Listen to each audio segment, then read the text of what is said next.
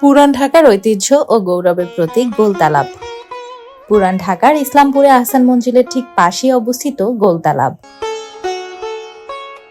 স্থানীয়রা এই পুকুরটিকে নবাববাড়ি পুষ্করণী নামে ডাকত, যেখানে মাত্র 5 টাকায় ঢাকায় চলছে নবাবী গোসল। বিশাল এই গোলাকার পুকুরের চারপাশে রয়েছে ভবন।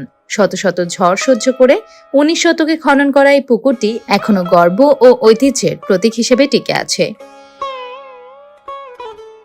দর্শনার্থীরা জানান, তারা কেউ ফেসবুকে কিংবা লোকমুখে শুনে দূর দূরান্ত থেকে মাত্র 5 টাকায় গোসল করতে এসেছে।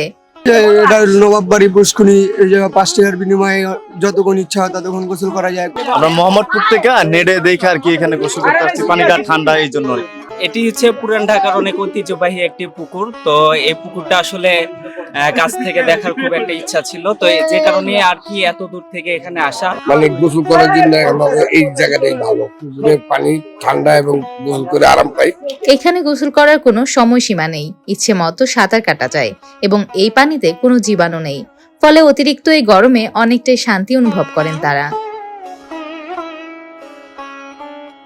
নবাববাড়ি ট্যাঙ্ক কমিটির সভাপতি জানান, তাপমাত্রা বেড়ে যাওয়ার জন্য ধীরে ধীরে মানুষজনের চাপ বাড়ছে।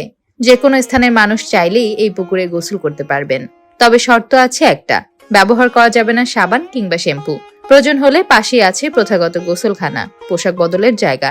সেই সাথে সাঁতার জানা না থাকলে নামা যাবে না পুকুরে, রয়েছে এমন নিয়মও। আমরা এখানে চুন ব্যবহার করি, পটাশ ব্যবহার করি, লবণ ব্যবহার করি, পানিটা ঠিক থাকে। সকল বিষয় দেখভাল করার জন্য 2 জন নিরাপত্তা কর্মী রয়েছেন। পুকুরের পানি বিশুদ্ধিকরণের জন্য ব্যবহার করা হচ্ছে চুন, লবণ সহ অন্যান্য রাসায়নিক পদার্থ। প্রসেস তো বলতে আসে, যারা আসবে তারা 5 টাকা দিয়ে গোসল করবে। আমাদের এটা পানির মধ্যে চুন দেওয়া হয়, পটাশ দেওয়া হয়।